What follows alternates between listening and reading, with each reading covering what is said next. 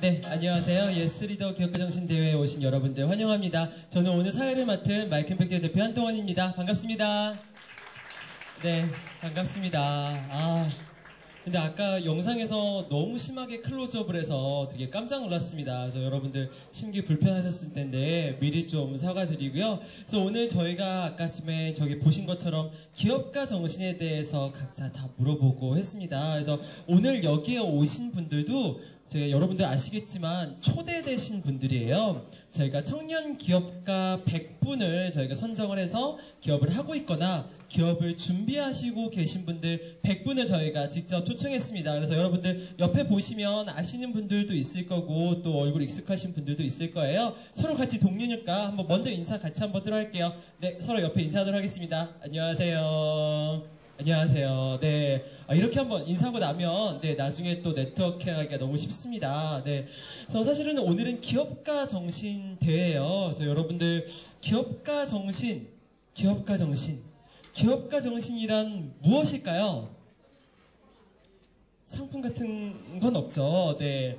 기업가 정신 한번 제가 몇 분 여쭤보도록 할게요. 기업가 정신이란 무엇일까요? 네, 기업가 정신은 남들이 이성적이라고 생각하지 않는 일을 나한테는 이성적인 일이기 때문에 끊임없이 도전하고 그걸 이뤄내서 결국 남들한테 이건 나한테 이성적인 일이었다라고 증명하는 거죠. 오히려 자기가 정상임을 증명할 수 있는, 그쵸? 사람들이 비정상이라고 생각하는, 맞는 것 같아요. 그래서 여기도 그 대학교 학생인데 너무 멋지신 것 같아요. 그래서 한번 인사해주세요. 뒤를 보면서. 네, 안녕하세요. 네. 한 분 이야기 더 들어볼까요? 여기 또, 네, 멋진 학생이 있습니다. 한번 같이 얘기 들어볼게요. 기업가 정신 어떻게 정의하세요? 자기소개해 주시고요. 안녕하세요. 저는 전국 청소년 창업협회 김정인이라고 합니다.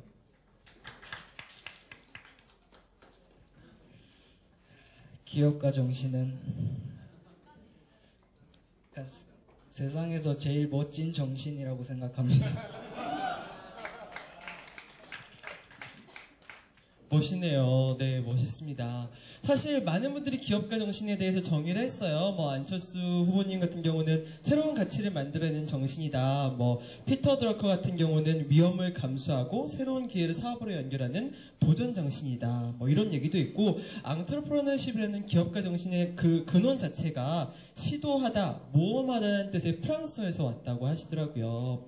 기업가 정신에 대한 수많은 사람들이 많이 정의하지만 다 필요 없고 여기 있는 개개인 분들이 정의하는 게 정말 중요한 것 같습니다. 사업을 하다 보면 이런 거에서 많이 잊게 되는 것 같아요. 근데 여기 오신 여러분들 한 분 한 분이 오늘 이제 이 자리가 끝나고 나서 기업가 정신에 대해서 자기만의 정의를 꼭 가지고 가시기 바랍니다. 자, 오늘 예스리더 기업가 정신 대회는 중소기업청이 주최하고 창업진흥원, 벤처기업협회, 한국청년기업가정신재단이 주관하며 마이크임팩트가 후원하고 있습니다. 자, 먼저 이 자리를 마련해주고 여러분들을 정말 뒤에서 정말 열렬히 응원해주시고 진심으로 응원해주시는 분이 계세요. 금기현 사무총장님 인사 말씀 듣도록 하겠습니다. 여러분 큰 박수로 맞이해주세요.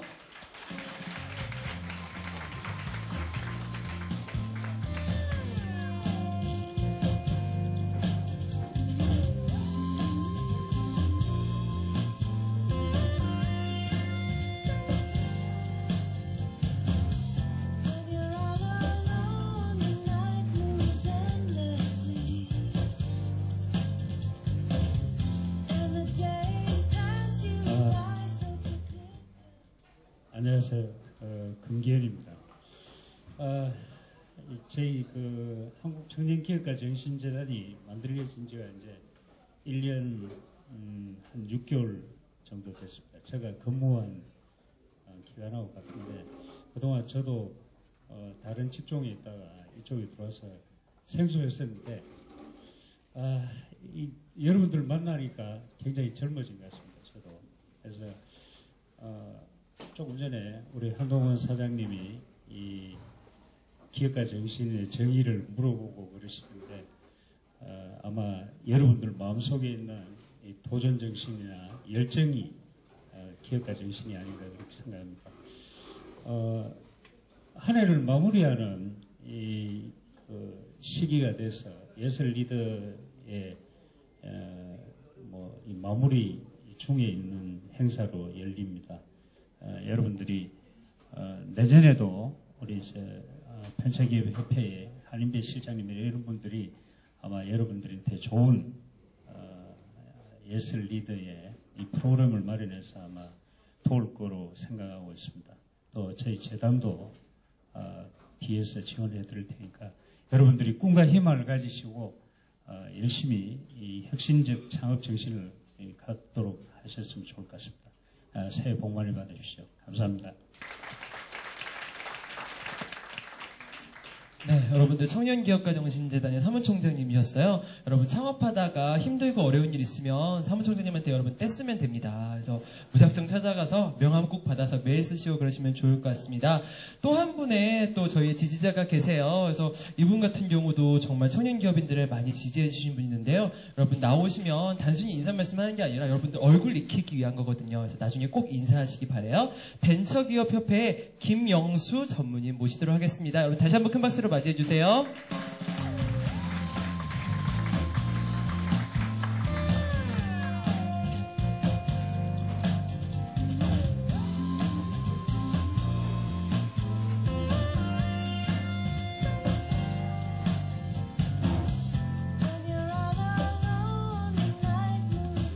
예, 반갑습니다. 좀 전에 소개받은 김영수입니다. 우선은 이런 기업가 정신에 대해서 참 사람들이 특히 젊은 학생들이 관심을 갖고 아니면 또 굉장히 그 안에 좀 빠져들고 도전을 하는 모습들이 사실은 저 개인적으로 굉장히 좀 뿌듯함을 좀 느낍니다. 아시는 것처럼 아까 기업가 정신 정의를 많이 내렸는데 실제로는 학계 쪽에서나 이런 학문적으로는 사실 그 기업가 정신을 실현하는 가장 확실한 수단이 뭐냐라고 하는 것이 사실 벤처입니다. 실제적으로 기업가 정신에 자기 숨어져 있는 열정이나 그 도전 정신 같은 것들 아니면 성취욕 같은 것들을 좀 실현하고자 하는 것들이 사실은 벤처고 그 창업이고 바로 그런 열정을 가지고 있는 분이 아마 여러분이라고 생각이 됩니다. 그래서 실제로 그 협회도 사실은 95년에 이 협회를 설립을 했을 때 가장 사실 제일 먼저 하고 가장 기본적으로 했던 것들이 사실은 기업가 정신의 좀 이런 확산 같은 것들을 좀 이 대한민국에 좀 멀리 좀 확산을 해서 좀 대한민국 새로운 모습들을 보여주자라는 성장 동력을 찾자라는 것들이 그 취지였고 사실 그 역할을 해준 흔히 벤처 1세대 분들이 있습니다. 그 분들이 여러 가지 기본적인 스피릿이나 정신들인 변함이 없고 사실 그런 것들이 많이 확산이 되고 또 그 선배와 후배들이 서로 간의 멘토링으로 이어지는 것 같습니다. 그래서 이러한 자리들이 사실 작은 자리이긴 하지만 구체적으로는 사실은 이게 2009년에 시작됐긴 했지만 처음에는 사실 협회가 그 역할들을 많이 하고 정부에도 건의하고 스스로도 많이 만들었습니다. 그렇지만 이제 이런 기업가 정신을 좀 더 좀 프로모션하고 같이 함께 고민하는 그런 여러 기관들이 생겨났습니다. 대표적으로 오늘 이 행사를 같이 하고 있는 창업진흥원이나 저희 협회나 아니면 청년기업가정신재단 그 외에도 대학마다 많은 그런 센터나 재단들이 생겨나고 있습니다. 그러한 여러 가지 매개체 역할을 담당하는 그런 기관들이 많이 생겨나고 또 그에 관심 가는 학생들이 있을수록 대한민국의 미래는 참 밝다고 생각을 합니다. 그래서 우선 제가 오늘 아침에 이렇게 쭉 이제 행복 편지라는 것들을 받아보는데 그 제목이 굉장히 요즘 추웠잖아요, 그죠? 이 정도는 추위도 아니라고 했던 것들이 그 사진들이 쭉 했는데 그 메시지가 내용도 없지만 그냥 차가 완전히 얼어 있는 것들, 눈 속에 파묻혀 있는 모습들 그 정도는 아니잖아요. 바꿔 얘기하면 추우면 움츠러들긴 하지만 그 사진을 보면서 그래도 우리는 괜찮다, 희망을 가져라라는 메시지였습니다. 그래서 여러분들도 사실 지금은 작지만 앞으로 나갔을 때 좀 오늘의 좀 어렵고 추운 것들이 사실 큰 앞으로 희망이 되길 진짜로 바라고요. 저희 협회나 재단, 창업진흥원들이 그 역할을 충실하도록 하겠습니다. 반가웠습니다.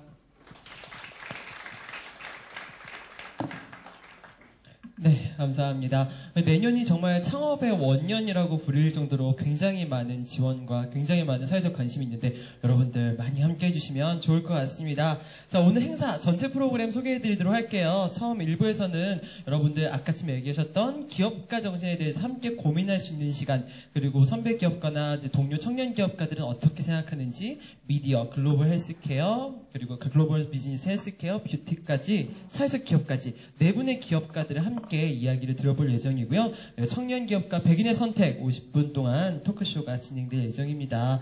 이후에는 여러분들 맛있는 저녁 식사가 준비되어 있어요. 그래서 뒤에 뷔페가 이제 준비될 예정입니다. 그래서 벌써 돌아보시는 분들이 계시는데 맛있는 저녁까지 이제 즐기고 가시면 되고요. 친구들도 불러도 좋을 것 같습니다. 네, 2부에는 청년 창업 한마당 투어 시상식이 또 있을 예정입니다. 자, 2부 마지막 끝나는 자리에 그냥 끝날 수가 없죠. 네, 여러분들 참가자분들 중 한 명을 추첨하여서 요즘 가장 핫한 아이패드 미니를 이제 상품으로 드리도록 하겠습니다. 네, 추첨표는 입장하실 때 입구에서 받은 종이를 가지고 진행할 예정이니까요. 2장씩 받으신 분들은 꼭 반납해 주시기 바랍니다. 네. 그래서 무엇보다 여기 오신 청년기업가분들은 다 동료 청년기업가분들이세요. 그래서 같이 오신 분들 꼭 명함 교환하고 꼭 서로가 친해졌으면 하고 네트워킹, 그 연대감, 동질감을 가지고 가는 게 목적이니까요. 서로 인사 꼭 하시기 바랍니다. 자, 이제 네 분의 연사의 이야기를 한번 들어보도록 할게요. 자, 첫 번째 연사로 모실 분입니다. 청년 기업가예요. 근데 좀 말이 안 되게 창업 13년 차입니다. 어떻게 청년인데 어떻게 이렇게 13년 차가 될 수 있을까요? 정말 베테랑 벤처입니다. 미디어 컨텐츠 플랫폼 비즈니스로 주목받는 양준철 온오프믹스 대표님 모시도록 하겠습니다. 여러분 큰 박수로 맞이해 주세요.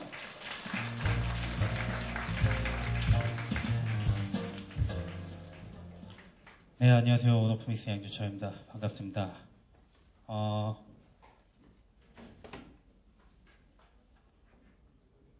발표 자료가 다른 게 나왔네요.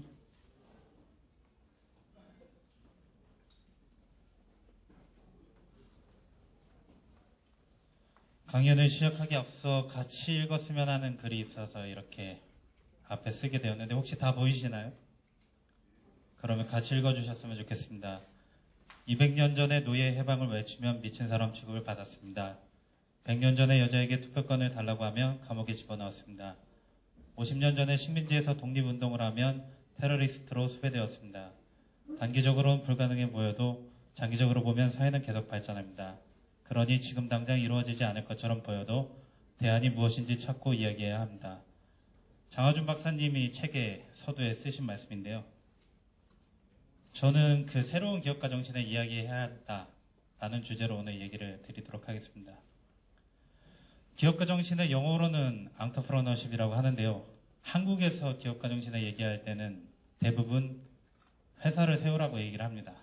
창업을 해야 기업가 정신이 있다라고 얘기를 하죠. 근데 제가 생각하는 기업가 정신은 다릅니다. 창업을 하는 것이 기업가 정신이 아니라고 저는 정의를 합니다. 그렇다고 하면 제가 말하는 기업가 정신이란 문제를 발견하고 그 문제를 해결하는 것에 몰두하는 것이 기업가 정신이라고 여러분들한테 말씀드릴 수 있을 것 같은데요. 제가 본 문제는 미디어와 사회가 계속적으로 청년이 힘들다고 얘기하는 것이었습니다. 아프니까 고시생이다, 아프니까 청춘이다, 자립을 꿈꾸는 10대 전문 시위꾼, 빚내서 결혼한 청춘들아, 정말 암울한 기사들밖에 없는데요. 계속 이런 질문을 던져왔습니다. 왜 맨날 우리가 힘들다고 하지? 그럼 우리 왜 힘들어진 거지? 이런 질문을 던졌을 때 저는 이런 답을 얻게 되었습니다. 나는 힘들지 않았는데. 미디어는 언제나 일방적으로 우리의 상태를 규정하려고 하고 미디어가 규정하면 우리는 그것이 정답인 줄 알고 쫓아가기 때문에 우리는 어느 순간 아픈 세대가 됐고 어느 순간 그냥 힘든 세대가 되어버린 거죠. 그렇게 따지고 보면은 제 인생을 되돌아놓고 봤을 때 저는 삶의 곡절이 참 많은 아이였습니다. 85년생인데 그렇게 안 보이죠? 85년에 태어나서 7살 때 컴퓨터를 처음 시작해서 부모님이 사업을 시작하셨는데 사업을 시작하시자마자 부도가 나서 이제 독립적인 생활을 2000년도부터 하게 되고요. 첫 번째 창업, 두 번째 창업을 하게 되는데 그 시기가 고등학생이었고 고3이란 나이에 빚 2천만 원을 지게 되는데 그리고 나니까 온오프믹스를 다시 시작할 때까지 직장 생활하면서 빚 청산하는 작업을 하고 2010년에 비로소 온오프믹스를 세 번째 창업하고 나서야 2011년 모범기업인 중기청장님 상을 받는 이런 정말 곡절이 많은 삶을 살게 되었는데요. 이 과정에서 재밌는 부분이 하나 있다고 하면 미디어와 사회가 주장하던 정답과는 조금 반대되는 삶을 살았다는 것입니다. 10대 때는 부모님의 보살핌을 받아야 할 시절에는 독립형 인생을 살았고요. 고등학교를 진학해야 되는 나이에는 고등학교를 진학하기보다는 고등학생으로서 회사를 설립하는 선택을 하게 되었고요. 명문대학을 진학하는 것이 일반적으로 좋은 스펙이라고 얘기할 때 저는 직장 생활을 하면서 사이버대학을 진학을 했고요. 안정적이고 급여가 많은 직장을 다니는 것이 정상이라고 얘기할 때는 저는 다시 스타트업을 창업하는 결심을 하게 됩니다. 만약에 미디어가 말한 것들이 정답이었다고 하면 저는 이 자리에 없겠죠. 그렇다고 하면 우리는 왜 미디어가 정답이라고 믿고 있었을까라는 질문이 들게 되는데요. 제가 생각하기에는 옳은 삶, 멋진 삶, 그런 삶이 무엇인가라는 질문에 대해서 우리가 알고 있었던 것은 타인에게 인정받는 삶이라는 것이었습니다. 첫 번째 창업을 하고 두 번째 창업을 하고 빚을 지고 그 빚을 갚기 위해서 직장 생활을 하는 동안에 주변에서 정말 많은 얘기를 했어요. 야, 너 잘 나가는 줄 알았더니 왜 그 모양이냐. 너 도대체 왜 이렇게 망가진 거야. 정말 많은 얘기를 했는데 저는 그들이 하는 얘기가 그렇게 고깝게 들리거나 아니면 아픔으로 들리지 않았습니다. 제가 버티고 이겨낼 수 있었던 이유는 두 가지인데요. 모두가 하나의 지름길을 선택한다고 하면 나는 나만의 길을 택하겠다. 라는 것이 하나의 이유였고요.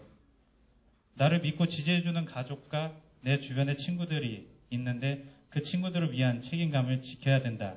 라는 것이었습니다. 그렇다고 하면 우리가 가져야 하는 청년들에게 필요한 기업가 정신은 무엇일까요? 저는 감히 말하건대 나의 인생에 대한 선택에 내가 주도적이 되는 것이라고 말씀드릴 수 있을 것 같은데요. 정말 많은 사람들이 자기 인생을 멘토에게 맡기려고 하고 아니면 선배에게 맡기려고 하고 아니면 미디어나 사회가 얘기하는 것에 맡기려고 합니다. 그리고 그 안에서 안정적으로 삶을 살려고 하죠. 하지만 정작 미디어나 사회나 멘토가 얘기하는 것은 결코 좋은 나를 위한 그런 선택을 위한 얘기들이 아닙니다. 인생을 사는 두 가지 방법이 있는데 그 두 가지 방법 중에 우리는 항상 왼쪽으로 살아왔습니다. 사회적으로 멋져 보이는 삶을 살죠. 행복은 나중에, 즐거움도 나중에, 노력을 합니다. 근데 재미있게도 성공이라는 것은 어느 순간 딱 갑자기 이렇게 일어나는 것이 아니라 성공할 때까지 해야 성공을 할 수 있는 겁니다. 그러니까 성공과 실패는 결국 50대 50이라는 거죠. 그렇다고 했을 때 성공을 하면 누리면 되지만 실패가 반복되고 성공을 할 때까지 우리가 버티지 못한다고 하면 결국엔 정신이나 육신의 병을 얻게 되고 결국에는 행복 또는 불행을 얻게 되는데요. 저는 여러분들이 조금 다른 삶을 사셨으면 좋겠다는 생각을 합니다.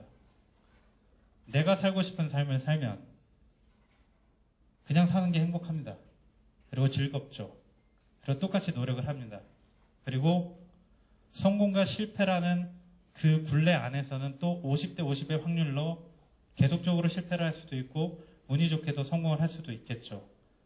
하지만 두 가지의 차이가 있다라고 하면 내가 살고 싶은 삶을 살았던 사람들은 실패를 한다 하더라도 재도전할 수 있는 에너지가 있다는 것입니다. 그리고 결국에는 행복으로 시작해서 행복으로 끝난다는 것이죠. 여러분들은 어떤 인생을 살고 싶은가?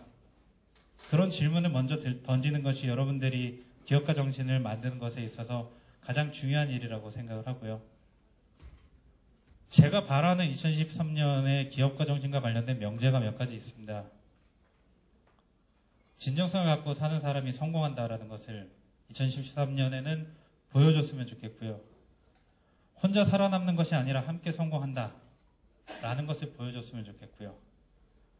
성공이 아닌 행복을 위해서 산다라는 것을 보여줬으면 좋겠고요. 우리는 함께 기적을 만들 수 있다라는 것을 함께 보여줬으면 좋겠습니다. 2013년 우리가 다 같이 만들어야 가능할 것이라고 생각합니다. 감사합니다.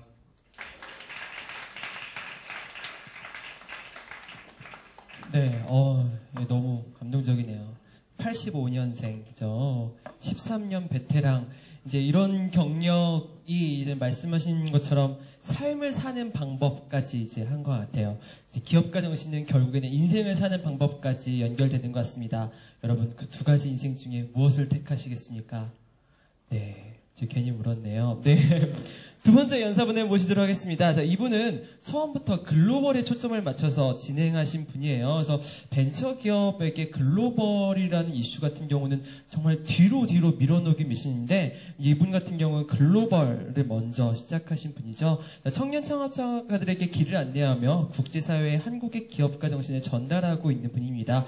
한국청년창업협회의 이창휘 대표님 모시도록 하겠습니다. 여러분 큰 박수로 맞이해주세요. 네, 안녕하세요. 조금 전에 소개받은 이창휘입니다. 제가 이 자리에 서 있는 것이 당연한지 모르겠지만 여러분의 얼굴을 뵈니까 오히려 제가 말하는 것보다 여러분의 표정이나 느낌을 통해서가 오늘도 좀 많이 좀 배워가는 시간이 될 것 같습니다. 저는 이제 다른 이야기보다도 제가 이제 3년 동안 경험했던 것들 같이 좀 나누면서 좀 가려고 합니다. 그래서 글로벌 앙트프러너십이 뭔지, 앙트프러너십은 제가 생각하는 건 회복이고요. 그 다음에 일자리 창출이고, 그다음에 마지막으로 경제 성장, 그다음에 조금 더 새로운 사회적 가치를 창출하는 거라고 저는 생각하고 있습니다.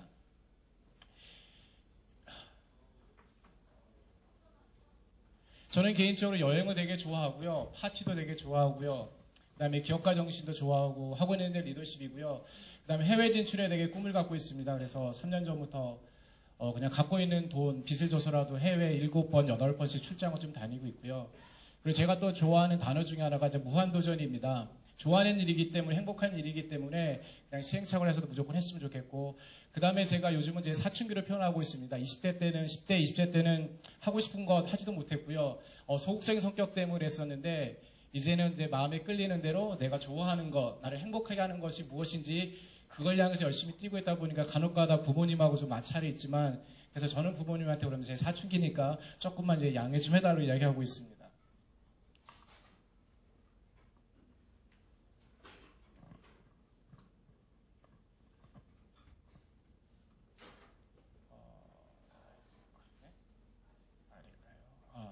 죄송합니다. 저는 이제 좀 일하고 있는 게 하나가 뭐냐면, G20에 보면 이제 청년기업가 협의회가 있습니다. 이제 대통령이 모일 때 B20이라는 탑 CEO들도 모이고요. 그 밑에 G20 국가에서 온 청년기업가들이 모이는데, 그쪽에 이제 한국 대표로 지금 일을 하고 있고요.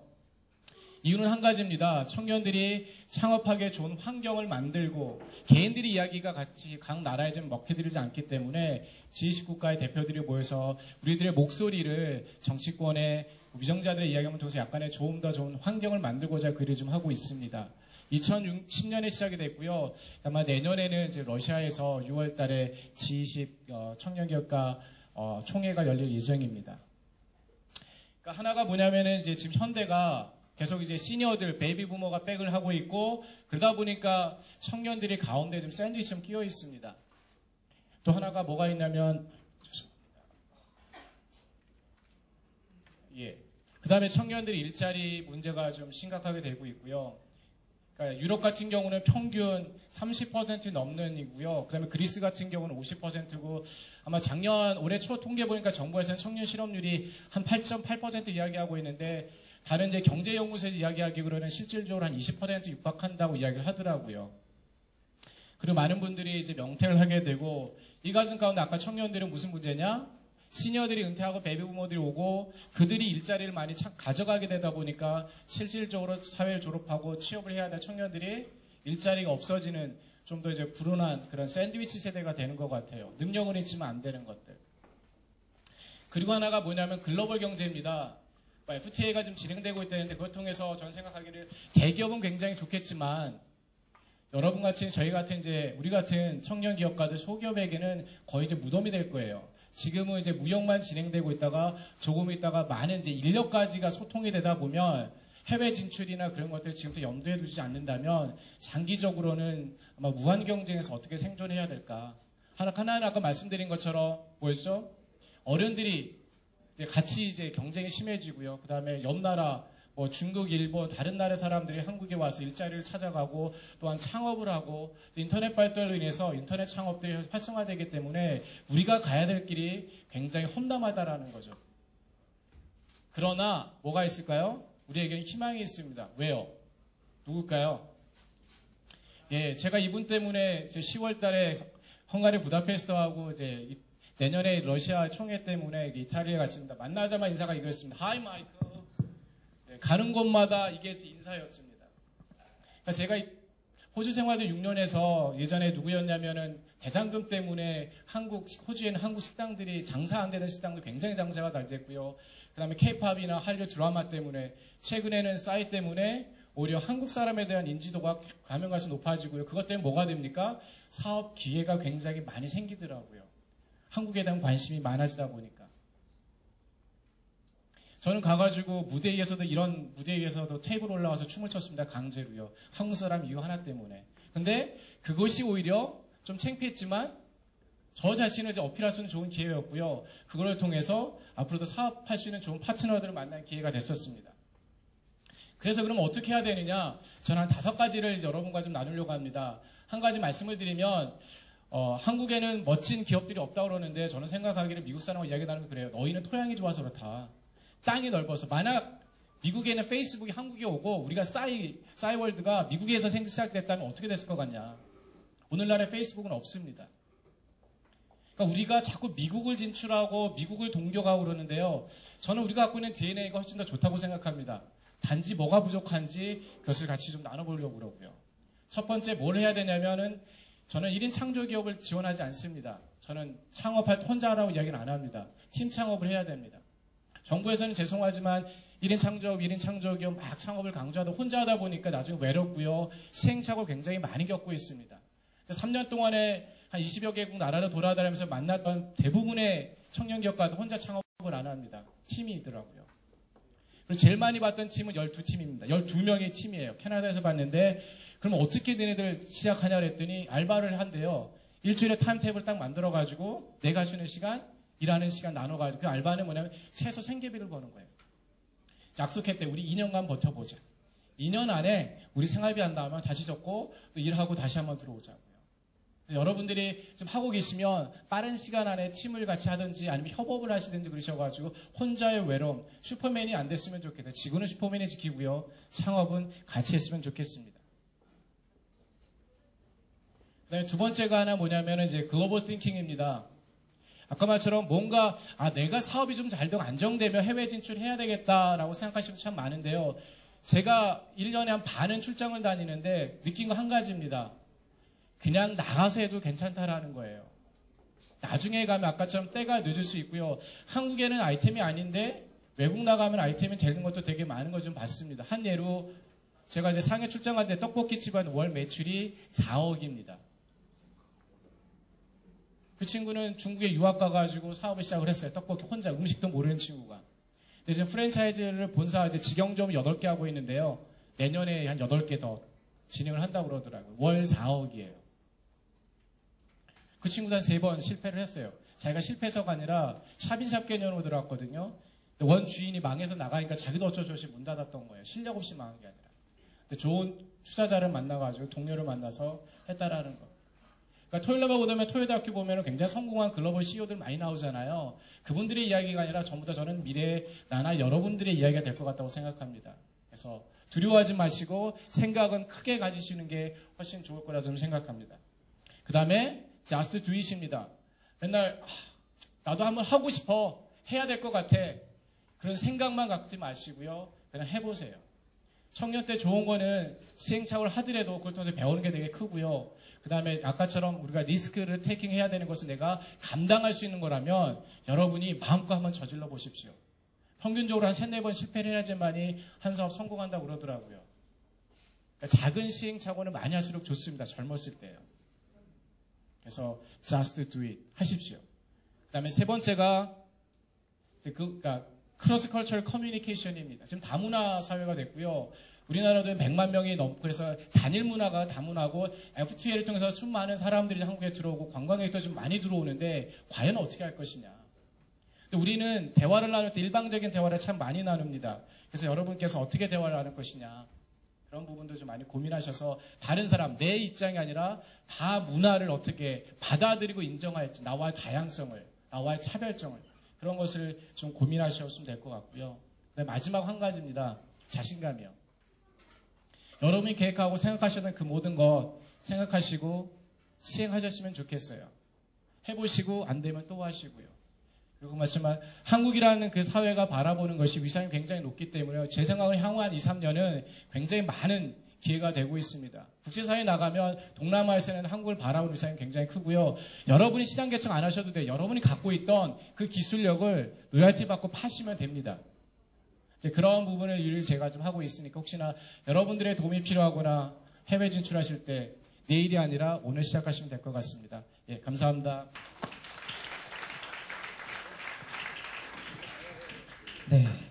네, 말씀하신 대로 정말 벤처들도 글로벌 진출할 수 있는 환경이 너무나 잘 갖춰지는 것 같습니다. 네, 이창희 대표님과 같이 이야기 나누면 그 방법들 한번 같이 모색해 볼 수 있을 것 같아요. 처음부터 여러분들 글로벌 드림을 꾸시기 바랍니다. 자, 4명 중에 2분의 연사 진행했는데요. 다음 연사는 유일한 여성 연사입니다. 네, 국내 최초 뷰티 의료 관광 스타트업입니다. 이름 너무 멋있는데요. 메디컬과 IT, 관광, 뷰티를 접목시킨 맞춤형 헬스케어 서비스입니다. 그래서 벤처에서는 정말 찾아보기 힘든 그런 IT 서비스인데요. 여러분 한번 이선희 뷰티 투어 대표님 모시도록 하겠습니다. 큰 박수로 맞이해 주세요.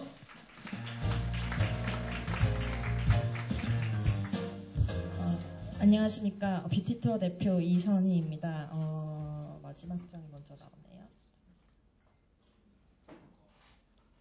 맨 앞장으로 좀.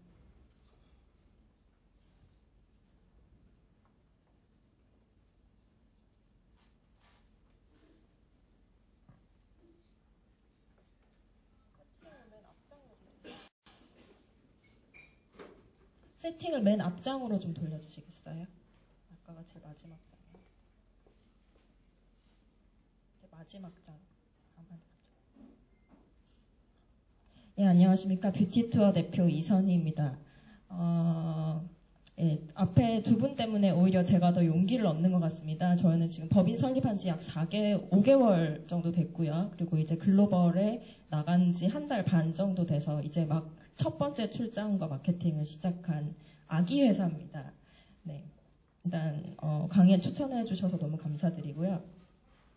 제가 그 성공 스토리는 아니지만 지금 이제 시작하는 스토리를 조금 알려드리겠습니다. 먼저 저희 회사처럼 이렇게 헬스케어 사업을 하시고 계시는 분들이 별로 없으셔서 먼저 조금 회사 소개를 드리면 저희는 의료관광 외국인 환자분들이 우리나라에 들어와서 뷰티 상품 즉 메디컬 그 성형이라든지 치과라든지 이런 치료와 뷰티와 그리고 쇼핑, 패션 이런 이제 투어를 함께 결합한 의료관광 상품 그리고 또 건강 상품으로서 암이라든지 아니면 각종 그런 수술 치료들을 이제 그 알선해주는 그런 에이전트 역할을 하고 있고요. 그리고 의사들이 외국으로 나가는 진출 프로그램이나 지금 우리나라 병의원들이 외국으로 수출하는 그런 프로그램들을 진행하는 이런 글로벌 헬스케어 회사입니다.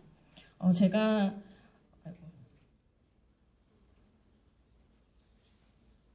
두 장이 한꺼번에.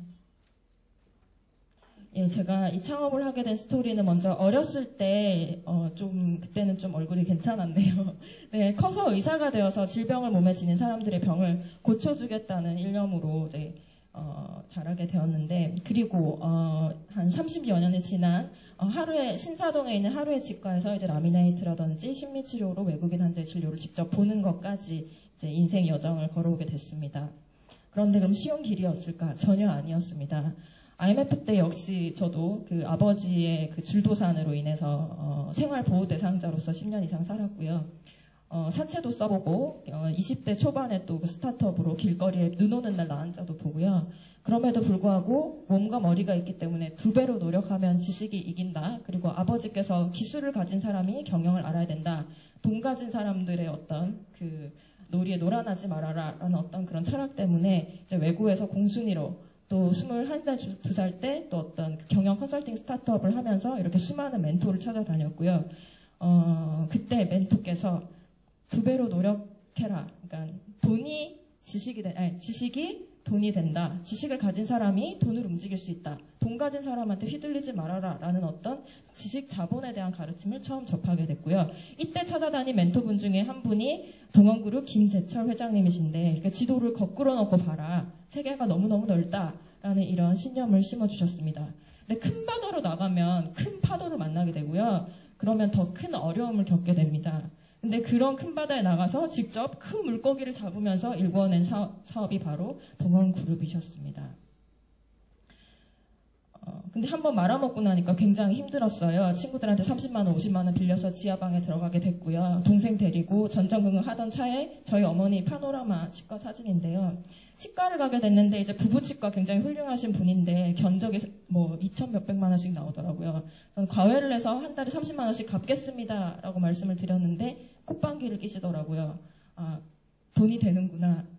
나는 사업을 해서 잘 못했기 때문에 그럼 공부를 더 해보자 하고 치과를 진학을 하게 됐는데 그 사이에 아버지께서 그 사업에 대한 배신으로 인해서 술독에 빠지셨고 알코올 중독으로 인해서 간경변으로 똥오줌 받아내는 생활을 한 1년 정도 하면서 학교를 다니면서 멀리 전주에서 학교를 다니고 대구에서는 간병 생활을 하면서 이제 딸만 둘이고 맞딸이다 보니까 이런 바지 입은 상주가 되어서 이제 의료와 IT의 결합을 꿈꾸는 그런 비전을 가지게 되었습니다. 그리고 치대 생활을 하면서 이제 그러면은 소위 말해서 가족들 버려가면서 빚내서 한 공부를 어떻게 활용해야 될까. 그러던 차이에 이제 손정희 회장님의 이런 고꾸로자시 다카쿠 뜻을 높게 가져라 라는 어떤 책을 접하게 되었는데 이때 다시 심장이 두근두근 뛰기 시작했습니다. 인생에서 가장 슬픈 일이 바로 가까운 이의 죽음인데요. IT와 의료가 결합되어 있는 원격 진료라든지 가상 그 진단이라든지 이런 것들만 있었어도 소위 말해서 B형인 제가 O형인 아버지에게 간 이식을 해드릴 수 있는지라도 한 번은 진료는 받아볼 수 있지 않았을까 하는 생각으로 그러면 이 부분에 인프라가 갖추어지려면 돈을 벌어야 될 텐데 어디서부터 그 자금을 수금을 할 것인가. 근데 손정희 같은 경우는 50년 계획을 인생 50년 계획을 20대부터 세웠고요. 소프트뱅크 30년 비전을 세우기 위해서 300년의 미래를 내다보고 출발을 하는 것에서 굉장히 감명을 받았습니다. 근데 나는 이미 30대가 다 됐어요. 20대 말 30대야. 그래서 10년 더 살자라고 생각을 하고 조금 늦었지만 다시 한번 출발을 하면서 치과의사가 해리슨 내과학을 들춰보고 매일 병원 생활이 끝나면 사업계획서를 만들었다 지웠다를 반복하는 생활을 했습니다. 그래서 업종을 선택한 것이 일단은 지금은 지식 기반 경제 시대이기 때문에 그런 정보 기반 시대에서 가지고 있는 그런 욕구에 대한 답을 내어놓을 수 있는 그런 지식 격차를 비즈니스를 만드는 것이 바로 돈이 없이 장사를 할 수 있는 그런 인사이트 리더로서 기업을 세우는 건데 그럼 나는 무슨 지식을 가지고 돈을 만들 것인가. 그래서 바로 헬스케어 사업을 해야 되겠다는 생각을 그때부터 가지게 됐습니다. 그래서 이건 손정희 회장님의 그게 맞춰보면은 이제 나의 이념은 생명이 너무나 소중하다라는 걸 깨닫게 되었고 하늘이 준 타이밍이 지금 글로벌 헬스케어라든지 의료 관광은 정부의 15대 신성장 동력 사업으로 성장된 사업입니다. 그다음에 땅으로 봤을 때 우리나라가 내가 밀어붙이지 않아도 이미 수많은 훌륭한 의사들과 의료적인 인프라들이 갖춰 있지만 30년 이상의 중국과의 그런 의료적 격차 그리고 낮은 코스트 이런 것들로 인해서 우리나라가 굉장히 좋은 곳이다라는 걸 알게 됐고요. 근데 이 업종을 30년에서 50년을 길게 보고 가면 분명히 될 업종인데 누가 할 것이냐.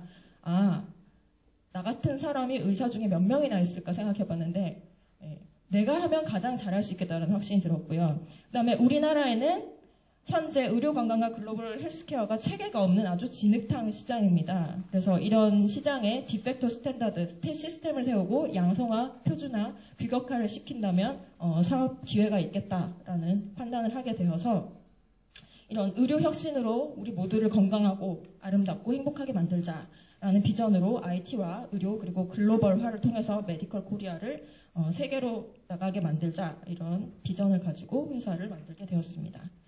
저희의 사업은 이제 아까 말씀드린 인바운드 환자, 그 다음에 아웃바운드 프로그램, 그 다음에 글로벌 헬스케어로 크게 나누고 있는데요.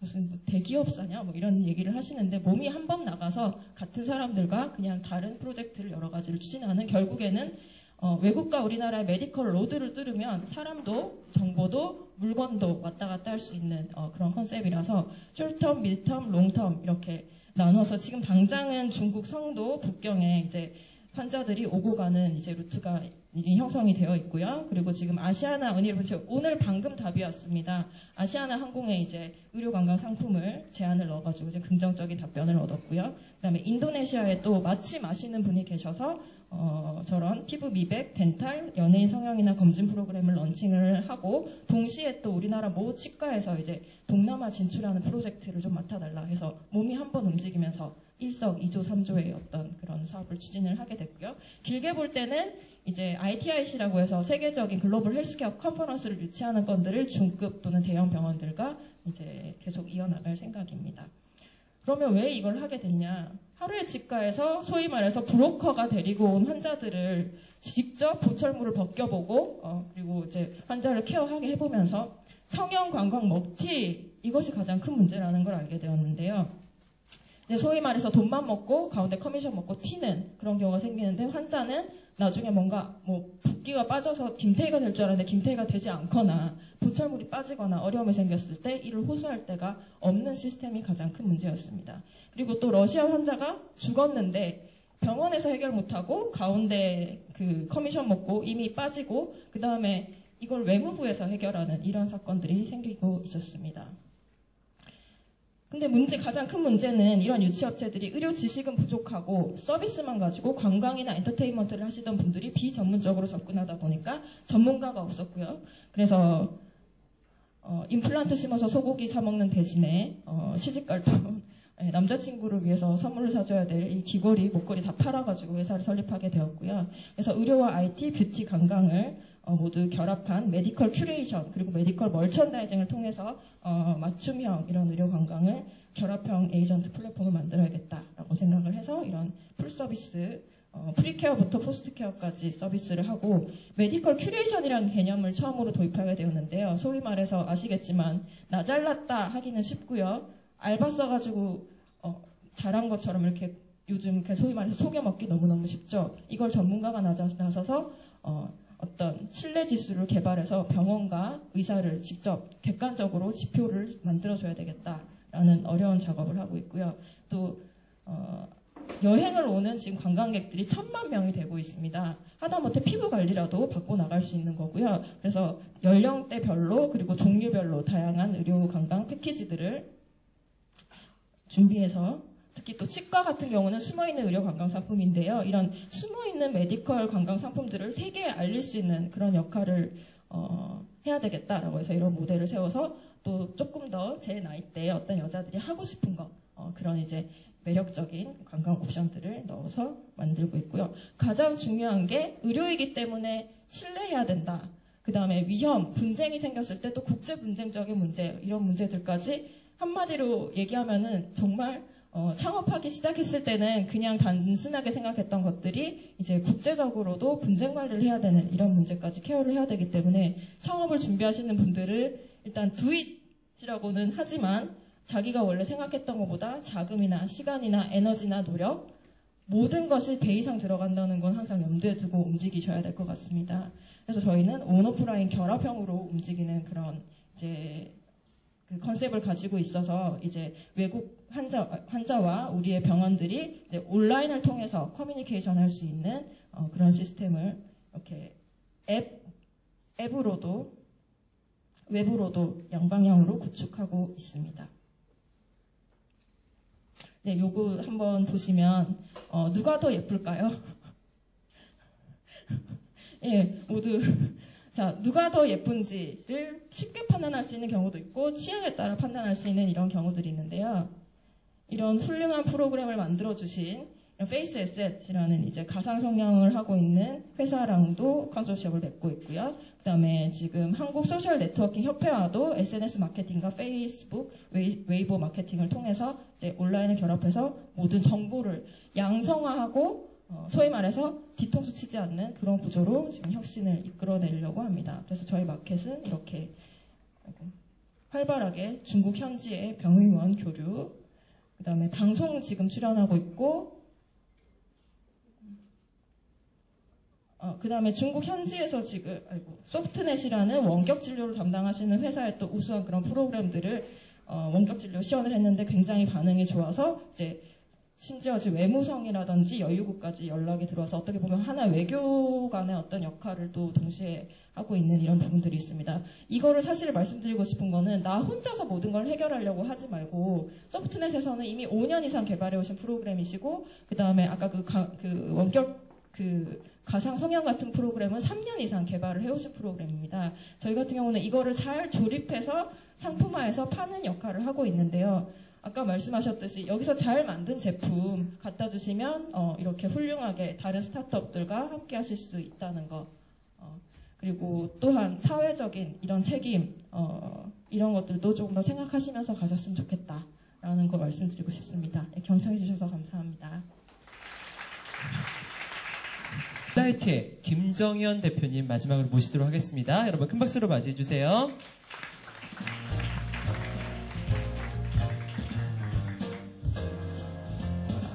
안녕하세요. 반갑습니다. 쑥스럽네요.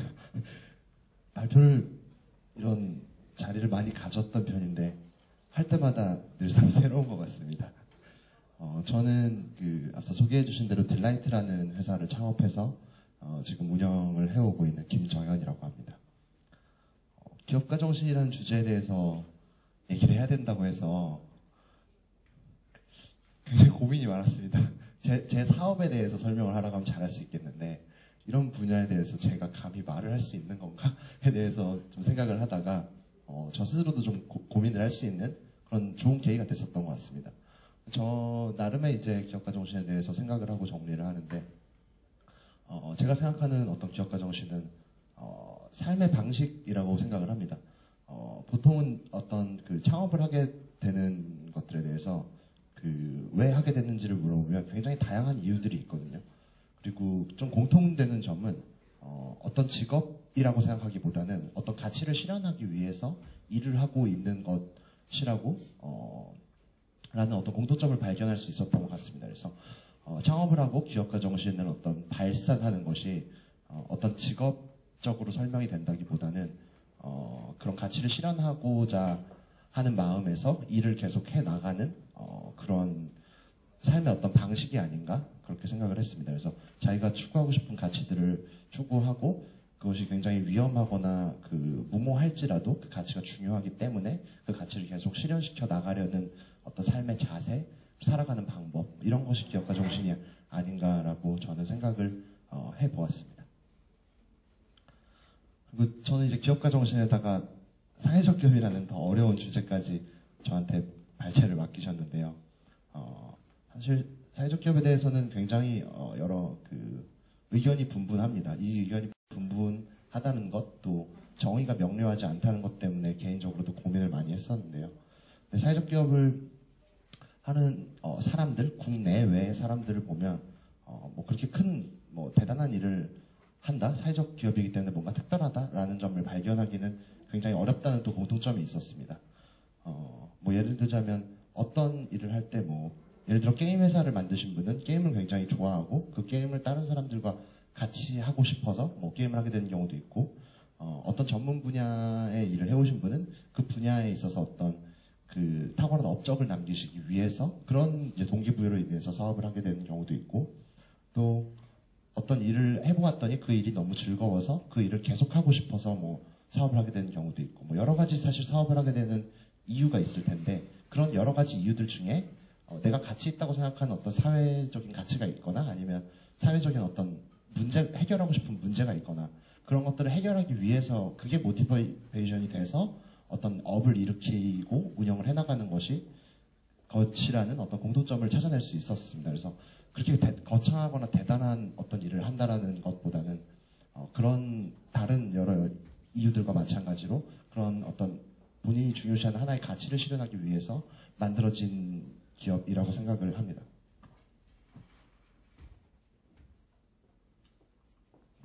네, 그렇게 생각을 했고요. 그래서 사회적 기업에 대해서 여러 가지 어떤 논란이 있어서 사회적 기업을 조금 더 먼저 시작한 사람으로서 이거에 대해서 나름의 답을 내기 위해서 굉장히 사실 많은 고민을 했었습니다. 그래서 국내외를 막론하고 국외에서도 최고의 이 분야의 어떤 전문가라고 평가받는 어떤 학계에 계신 분들 그런 분들을 전부 다 만나서 이것에 대한 어떤 답을 찾기 위해서 그 사람들을 만나서 계속 질문을 하고 스스로의 답을 찾기 위한 과정들을 거쳤었는데요.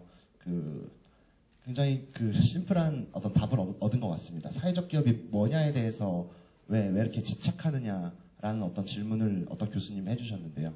그 질문 속에 어떤 답이 있었던 것 같습니다. 사회적 기업이 뭐냐라는 것이 중요한 것이 아니라 굉장히 보편타당하고 그 누구나 인정할 수 있는 어떤 사회적인 어떤 문제, 예를 들자면 누군가 돈이 없어서 병원에 가서 치료를 받지 못한다라던가 그런 누구나 인정할 수 있는 가치가 있고 그게 그 가치가 실현되지 못하고 있는 현재의 균형을 그 문제를 해결할 수 있는 균형으로 옮겨놓기 위한 그냥 어떤 방식이건 그것이 영리적이건 비영리적이건에 구분하지 않고 그 문제를 해결하는 그냥 과정이고 그 과정을 통한 어떤 나름의 결과물인 것이지 사회적 기업이다라고 해서 사회적 기업은 무엇이고 그걸 하는 것은 사회적 기업이고 이걸 하는 것은 사회적 기업이 아니다라고 분류하는 그것이 이제 문제라는 것을 이제 알게 됐던 것 같습니다. 그래서 그런 부분들을 저는 이제 생각을 했었던 것 같고요. 그래서 그럼 이제 사회적 기업을 왜 하는가에 대해서 굉장히 많이 질문을 받는 것 같습니다. 주변 사람들한테도 질문을 많이 받게 되고 인터뷰를 하거나 아니면 친구들을 만날 때에도 그런 질문들을 많이 받게 되는데요. 저는 제가 스스로 가치 있다고 생각하는 일들 아니면은 제가 안타깝다고 생각하는 일들 그 일들을 해결하기 위한 어떤 사업 모델을 만들고 그걸 확산시켜서 많은 사람들이 그 문제에서 해결될 수 있게끔 하는 그 일들이 즐겁고 그걸 완성하고 성공해냈을 때 제 자신의 어떤 스스로의 어떤 존재 가치에 대해서 저 스스로를 인정할 수 있고 그것이 즐겁고 하기 때문에 사회적 기업을 계속 한다라고 생각을 했습니다. 네, 제 사업에 대한 거가 좀 들어갔는데 사업에 대한 거는 좀 제외를 하고 그래서 사회적 기업을 하는 친구들 또는 사회적 기업을 하려고 하는 친구들이 이제 가장 어려운 점이 뭐냐라고 설문을 해보면 어떤 자금이나 뭐 자원 조달이나 마케팅 뭐 이런 것들보다도 제일 어려워하는 게 제일 어려웠다고 느끼는 것 1위가 굉장히 재밌는 건데요. 자신들의 정체성에 대해서 혼란이 온다라는 게 사회적 기업을 하거나 사회적 기업을 준비하는 사람들이 가장 힘들어하는 것이라고 라는 어떤 통계가 나왔더라고요. 그래서 이런 정체성에 대해서 되게 혼란을 많이 갖고 있는데 저는 어떻게 생각하냐면 제가 추구하고 싶었던 아니면 해결하고 싶었던 사회적인 문제가 있고 그 문제가 어떤 방식으로든 잘 해결이 되고 있으면 되는 것이고 거기에 초점을 맞추면 되는 것이지 이것이 기업에 가깝느냐 비영리적인 성격에 가깝냐에 대해서를 생각을 크게 하려고 하지 않습니다. 그래서 저는 이제 그렇게 생각을 하고 정체성에 대한 부분 자체에 고민하는 것을 별로 하지 않으려고 하는 방식으로 생각을 하게 된 것 같습니다. 그리고 이제 두 번째로 그 사람들이 이 정체성에 대한 혼란과 그 혼란을 하게 되는 가장 큰 이유인데요. 사회적 가치와 이익, 최대한의 어떤 이익을 추구하는 것이 상충되지 않느냐라는 어떤 생각을 할 수 있는데, 많은 사회적 기업가들이 사회적 기업가 정신을 갖고 일을 해나가는 것들을 보면 사회적 가치와 이익이 항상 그렇게 컨플릭트가 발생하는 것만은 아닌 경우들이 매우 많습니다.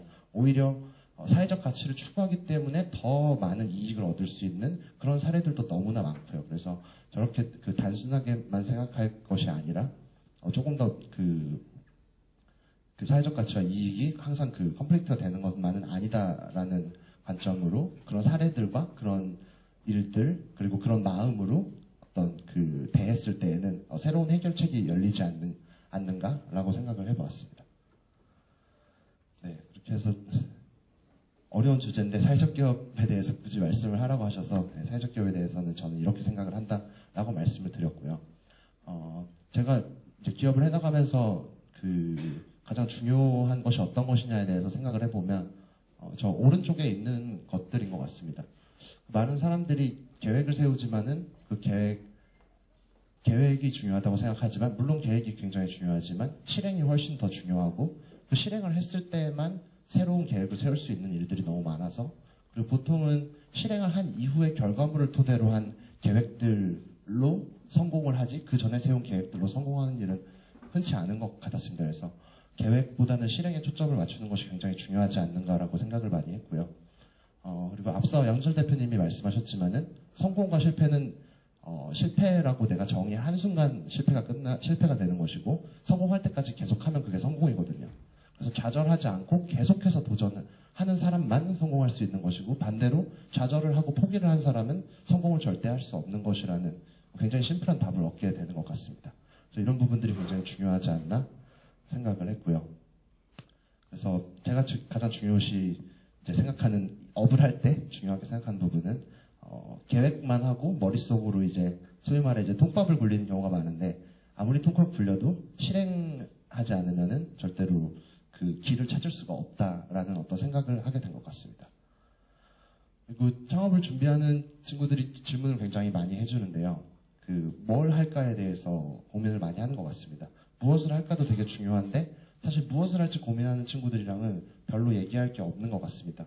무엇을 할까보다 이걸로 하기로 정했고 이제 어떻게 잘할까라고 생각을 하는 데서부터 가치가 발생하기 시작하는데 무엇을 할까라고 고민하는 때에는 큰 가치가 발생하지 않거든요. 그래서 어떻게 잘할까를 물어보면 그걸 같이 해결하기 위해 노력을 해줄 수 있는데 무엇을 할까에만 너무 고민을 하는 예를 들어서 IT 지금 모바일 붐이 불었으니 이 모바일 붐에서 나도 이제 올라타고 싶은데 어떤 아이템이 좋을까 이런 것들만 고민하고 있는 친구들은 사실 할 얘기가 많지 않은 것 같습니다.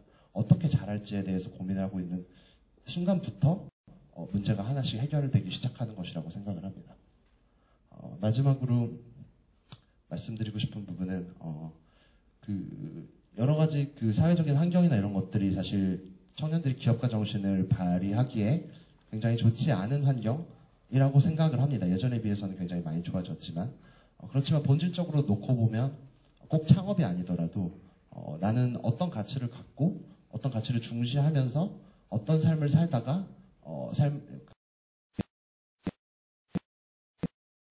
기록할 것인가 그런 부분들에 대해서 너무 고민이 없는 것 같습니다. 그래서 그런 어떤 자기의 가치나 자기가 생각하는 중요한 것들을 표현하기 위한 것 중에 이제 창업이 굉장히 좋은 방법 중에 하나긴 하겠지만 꼭 창업이 아니더라도 이런 고민에 대해서 깊이 있게 고민을 하고 실행을 하는 그래서 여러 주변의 환경들에 휩쓸리는 것이 아니라 주도적인 인생을 살아가는 여러분이 되었으면 좋겠고 그런 가장 좋은 어떤 표현이나 방법이 기업가 정신과 창업이라고 생각을 합니다. 네, 이상입니다. 감사합니다. 네, 네 분의 이야기 잘 들었습니다. 그래서 각 분야의 이야기인데 정말 10분간의 짧은 이야기지만 여러분들 들으셔서 아시겠지만 정말 깊은 고민과 깊은 생각들과 수많은 좌절과 실패 그리고 또 성공과 눈물과 웃음들이 배어있는 이야기들이었던 것 같아요. 그래서 오늘 얘기를 하면서 기업가 정신에 대해서 많이 정의를 해봤는데 오늘 이제부터는 청년 기업가 100인의 선택이라는 이름으로 한번 진행해 보도록 하겠습니다. 사실 기업이라는 것, 경영이라는 것은 모든 의사결정과 선택의 총합인 것 같아요. 얼마나 의사결정을 잘하냐, 얼마나 선택을 잘하냐, 이것이 정말 경영의 성패를 결정하는 것이죠. 그래서 오늘 의사결정의 순간, 몇 가지 순간들을 가정을 해서 함께 이야기하는 순간들을 한번 같이 가져보도록 하겠습니다. 오늘 함께 이야기 나눠주신 네 분의 대표님 함께 모셔서 이야기 나눠보도록 하겠습니다. 앞으로 나와주세요. 네.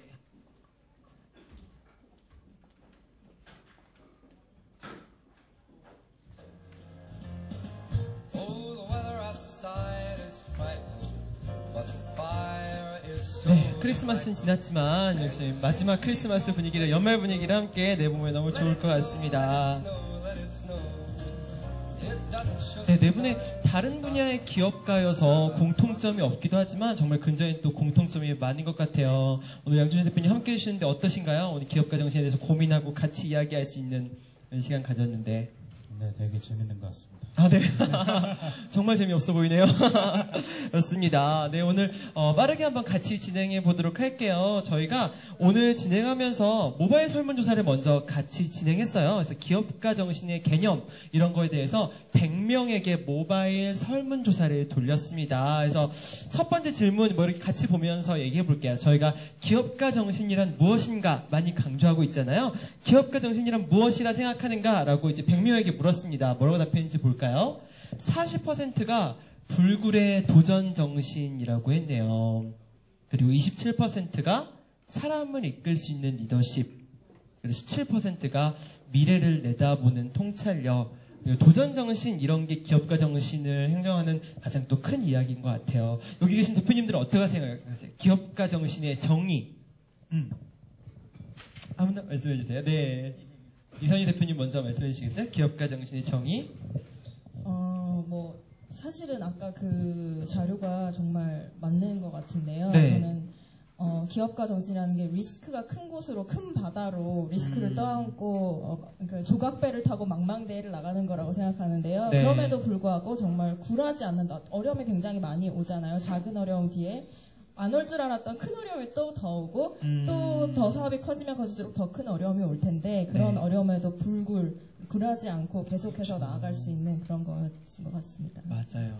근데 진짜 도전의 가치는 그 위기가 닥쳤을 때인 것 같아요. 도전 정신의 앞에 있는 그 불굴이란 말이 되게 핵심이지 않을까 그런 것 같아요. 양준일 대표님은 어떻게 생각하세요? 기업가 정신. 도전 정신을 참 많이 강조하는 것은 문제라고 보는데요. 네. 도전을 하는 게 중요한 게 아니라 도전을 어떻게 잘 클로즈하느냐가 더 중요한데 도전만 강조하게 되면 그냥 도전하는 게 최선이다라고 생각을 하고 네. 정작 도전을 마칠 때에는 그거를 자기 스스로에게 교훈으로 가져갈 수 있는 부분들을 놓치거든요. 그렇죠. 그래서 막연히 도전을 하기보다는 그 도전한 것에 대한 결과를 낼 수 있는 그런 기업가 정신으로 좀 바뀌어야 된다라고 생각을 하고 있습니다. 되게 핵심이네요. 도전 앞에서 막 이렇게 버티고 이런 것도 중요하지만 그 도전이 끝나고 나서 자기가 얼마만큼 성장했냐, 얼마만큼 교훈을 얻었냐도 중요한 것 같아요. 이창희 대표님 어떻게 생각하세요? 저는 뭐 다른 것보다 다른 관점에서 행복한 것, 자기가 좋아하고 자기를 기쁘게 만들고 그것만 생각하더라도 잠으면서도 약간 미소를 지을 수 있는 네. 그 일이라면 불굴이든 어떤 것이든 할 수 있을 것 같아요. 그래서 내가 어떤 것, 아까 말씀 어떻게 할 것인가도 중요하지만 왜 하게 되고 내 가슴 속에 뛰게 만드는 그것이 뭔지 생각하게 되면 자연적으로 도전 정신이 생기지 않을까 생각합니다.